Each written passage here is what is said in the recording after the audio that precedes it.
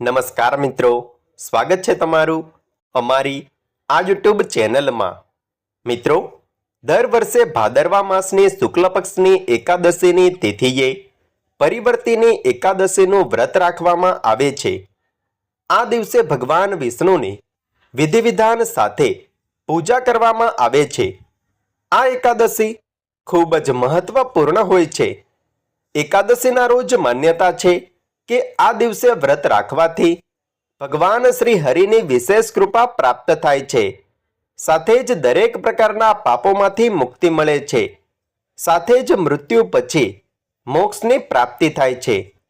તો ચાલો મિત્રો જાણીએ આ એકાદશીનું શુભ મુહૂર્ત, પારણા, સમય અને તેના મહત્વ વિશે।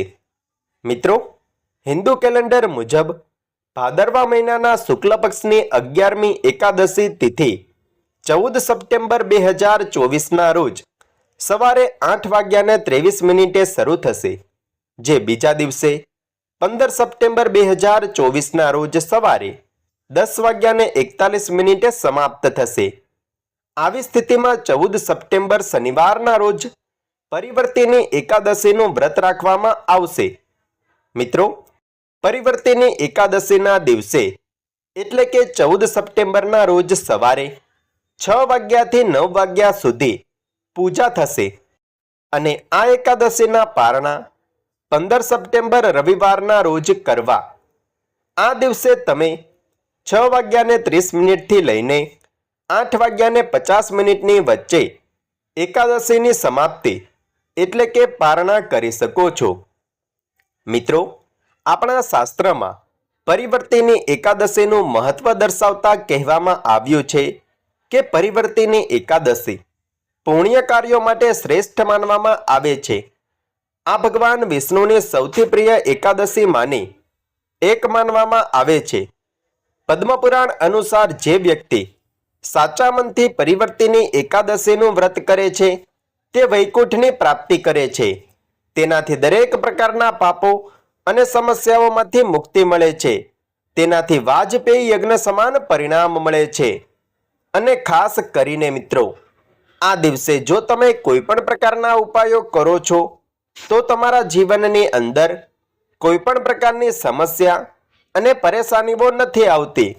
મિત્રો, જો તમે પણ ઈચ્છો છો કે ભગવાન શ્રી હરિ વિષ્ણુ અને માતા લક્ષ્મીની કૃપા હંમેશા તમારા પર બની રહે અને તમારા જીવનમાંથી ગરીબી દૂર થાય, તેમજ જીવનમાં તમારે કોઈ પણ પ્રકારની સમસ્યા અને પરેશાનીનો સામનો ન કરવો પડે, તો તમે આ એકાદશીના દિવસે આ એક વસ્તુ જરૂર ખાઈ લેજો।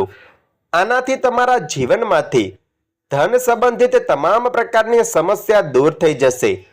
મિત્રો, ભાદરવા મહિનાની આ એકાદશીના દિવસે આ એક વસ્તુ ખાવા માત્રથી જ ભગવાન શ્રી હરિ વિષ્ણુ, માતા લક્ષ્મી અને ભગવાન ભોલેનાથની અસીમ કૃપા પ્રાપ્ત થશે। જીવનમાં આખું વર્ષ આવતા રહેશે પૈસા જ પૈસા અને તમારા ઘરમાં પણ સુખ સમૃદ્ધિ તેમજ ધન સંપત્તિનું આગમન થશે। મિત્રો, શાસ્ત્રોમાં બતાવવામાં આવ્યું છે કે એકાદશીના પાવન પર્વ પર જે કોઈ શુભ અને મંગળ કાર્ય કરવામાં આવે છે તેનું ખૂબ જ વધારે પુણ્યફળ પ્રાપ્ત થાય છે અને આ પુણ્યફળ ક્યારેય નષ્ટ નથી જતું। જન્મો જન્મ સુધી તમને આનું પુણ્ય મળતું રહે છે। એટલા માટે જ એકાદશીના દિવસે આ એક વસ્તુ ખાવાથી તમને ઘણું બધું પુણ્ય તો પ્રાપ્ત થશે જ, પરંતુ સાથે જ તમારા જીવનમાં પણ નિરંતર ધનનું આગમન થતું રહેશે અને તમારા જીવનમાંથી પૈસાની તંગી હંમેશા માટે દૂર થઈ જશે। અને આ એક વસ્તુ ખાવાથી માતા લક્ષ્મીનો ઘરમાં સ્થિર વાસ થઈ જાય છે, જેના કારણે ઘરમાં પણ સુખ સમૃદ્ધિ અને શાંતિનું વાતાવરણ બનેલું રહે છે। મિત્રો, એકાદશીના દિવસે ભગવાન વિષ્ણુ, માતા લક્ષ્મી અને માતા લક્ષ્મીની પૂજા આરાધના કરવાથી આપણી કોઈ પણ મનોકામના અવશ્ય પૂર્ણ થાય છે। આ દિવસે ભગવાન વિષ્ણુ અને માતા લક્ષ્મીજીનું એક સાથે પૂજન કરવું જોઈએ। આવું કરવાથી ઘરમાં સુખ સમૃદ્ધિ અને શાંતિનો વાસ થાય છે। પૂજન કરવા માટે સૌથી પહેલા લાલ કે પીળા રંગના વસ્ત્ર ધારણ કરો. ત્યાર પછી તમે સૌથી પહેલા ભગવાન શ્રી ગણેશને પ્રણામ કરો, ભગવાન વિષ્ણુ અને ભોલેનાથને પ્રણામ કરો. ત્યાર પછી ભગવાન શ્રી હરિ વિષ્ણુની આગળ એક શુદ્ધ ઘીનો દીવો પ્રગટાવો. સાથે જ એક સુગંધિત અગરબત્તી પણ જરૂર પ્રગટાવો. પછી તમે ભગવાન શ્રી હરિ વિષ્ણુ અને માતા લક્ષ્મીની આરતી કરો. મિત્રો, હવે તમે ભગવાન શ્રી હરિ વિષ્ણુને ખીરનો ભોગ લગાવો. મિત્રો, તમે જે ખીરનો ભોગ લગાવો છો એ ખીરમાં કાળા તલ, તુલસી પત્ર એટલે કે તુલસીનું પાન અવશ્ય રાખો. કેમ કે તુલસી દલ વગર ભગવાન વિષ્ણુ ભોગનો સ્વીકાર નથી કરતા. ભોગ લગાવ્યા પછી તમે ભગવાન શ્રી હરિ વિષ્ણુ અને માતા લક્ષ્મીને પ્રણામ કરો. ત્યાર પછી તમે સૌથી પહેલા ભગવાન વિષ્ણુનો મહામંત્ર ઓમ નમો ભગવતે વાસુદેવાય, ઓમ નમો ભગવતે વાસુદેવાયનો 11 કે 21 વખત જાપ કરો.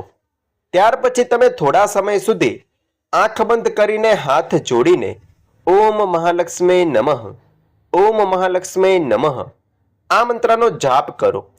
જાપ કર્યા પછી તમે ભગવાન શ્રી હરિ વિષ્ણુ અને માતા લક્ષ્મીને પ્રણામ કરીને તમારા કષ્ટોને દૂર કરવાની પ્રાર્થના કરો. મિત્રો, એકાદશીના દિવસે ભગવાન શ્રી હરિ વિષ્ણુ અને માતા લક્ષ્મીની સાથે સાથે ધનના દેવતા કુબેર દેવનું પણ પૂજન કરવું જોઈએ. આવું કરવાથી ધન સંબંધિત સમસ્યાઓ દૂર થાય છે. કુબેર દેવનું પૂજન કરવા માટે તમે ઓમ કુબેરાય નમઃ, ઓમ કુબેરાય નમઃ આ મંત્રનો જાપ કરો. પૂજન કર્યા પછી તમે ભગવાન શ્રી હરિ વિષ્ણુ અને માતા લક્ષ્મીને જે ખીરનો ભોગ લગાવ્યો છે એ ખીરને તમે તમારા પરિવારની સાથે પ્રસાદના રૂપમાં ગ્રહણ કરો. અને જો તમારા ઘરમાં કોઈ નાની કન્યા હોય તો સૌથી પહેલા તમે આ ખીર એ નાની કન્યાને ખવડાવો અને ત્યાર પછી પરિવારના બીજા સદસ્યો આ ખીરને ગ્રહણ કરી શકે છે. મિત્રો, એકાદશીના પાવન પર્વ પર આ રીતે ખીર બનાવીને ભગવાન વિષ્ણુ અને માતા લક્ષ્મીને ખીરનો ભોગ લગાવીને આ ખીરને પ્રસાદના રૂપમાં ગ્રહણ કરવાથી સૌભાગ્યમાં વૃદ્ધિ થાય છે અને તમારું દુર્ભાગ્ય પણ સૌભાગ્યમાં બદલી જાય છે. વ્યક્તિની કિસ્મત ચમકી ઉઠે છે અને વ્યક્તિને ધન સંબંધિત સમસ્યાઓથી છુટકારો મળે છે. ભગવાન વિષ્ણુ અને માતા લક્ષ્મીની કૃપાથી તમામ પ્રકારના કષ્ટો દૂર થાય છે. મિત્રો, એકાદશીના પાવન પર્વ પર આ રીતે ખીરનો ભોગ લગાવીને તેને ગ્રહણ કરવા માત્રથી જ સુખ સમૃદ્ધિ અને ધન સંપત્તિનું આગમન થશે. તેમજ તમારા જીવનમાં પણ આવતા રહેશે પૈસા જ પૈસા. તેમજ તમારી કોઈ પણ સમસ્યાઓ ભગવાન વિષ્ણુ અને માતા લક્ષ્મીની કૃપાથી દૂર થશે. મિત્રો, આ ખીર સૌભાગ્ય વૃદ્ધિકારક છે, એટલે કે સૌભાગ્યમાં વૃદ્ધિ કરે છે. આ ખીરનું સેવન કરવાથી ભગવાન શ્રી હરિ વિષ્ણુ, માતા લક્ષ્મી અને પિતૃદેવની કૃપા હંમેશા બની રહે છે. તેમજ ઘરમાં માતા લક્ષ્મીનો સ્થિર વાસ થાય છે. તો મિત્રો, જો તમને આ વિડીયો પસંદ આવ્યો હોય, આ જાણકારી તમને પસંદ આવી હોય તો વિડીયોને લાઈક કરો, શેર કરો, કમેન્ટમાં જય શ્રી હરિ વિષ્ણુ, જય મા લક્ષ્મી અવશ્ય લખો. અને જો તમે અમારી ચેનલ પર નવા છો તો ચેનલને સબસ્ક્રાઈબ કરવાનું ના ભૂલતા. ધન્યવાદ.